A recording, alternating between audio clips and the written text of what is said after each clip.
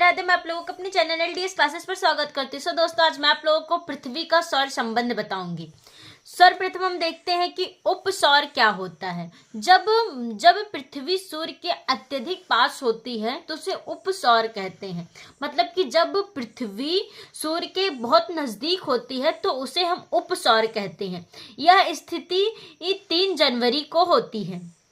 इस स्थिति में पृथ्वी और सूर्य के मध्य की औसत दूरी 147 मिलियन किलोमीटर होता है।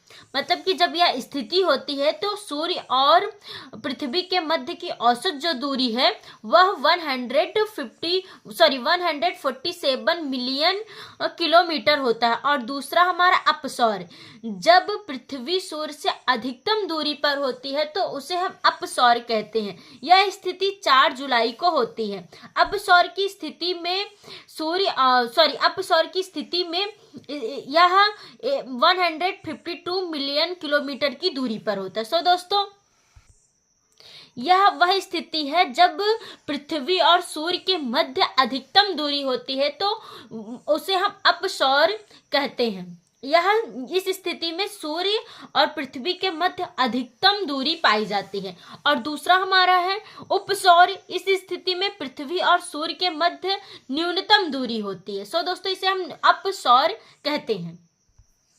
दोस्तों, 21 जून को सूर्य की किरणें सीधी कर्क रेखा पर पड़ती हैं, जिसे कर्क संक्रांति कहते हैं। मतलब कि 21 जून को सूर्य की किरणें सीधी कर्क रेखा पर पड़ती हैं, जिसे हम कर्क संक्रांति कहते हैं। और 22 दिसंबर को सूर्य की किरणें सीधा मकर रेखा पर पड़ती हैं, जिस कारण हम मकर संक्रांति कहते हैं।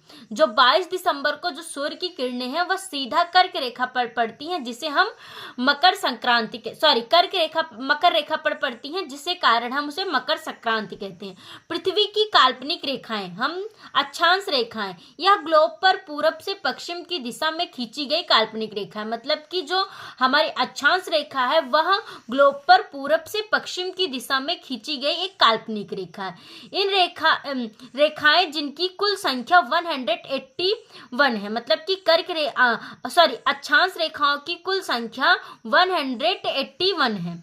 इनके बीच की दूरी 111 किलोमीटर निर्धारित की गई है, जिसे हम कटिबंध जोन कहते हैं। मतलब कि इसे हम कटिबंध जोन भी कहते हैं। कुछ प्रमुख अक्षांश निम्नलिखित हैं। पहला है विषुवत रेखा, जिसे हम भूमध्य रेखा भी कहते हैं। यह रेखा पृथ्वी के उत्तर को 2 बराबर भागों में बांटती है। इसे हम 0 अक्षांश भी कहते हैं। भूमध्य रेखा पृथ्वी पर सबसे बड़ी अक्षांश रेखा है, जिसे हम विषुवत रेखा भी कहते हैं।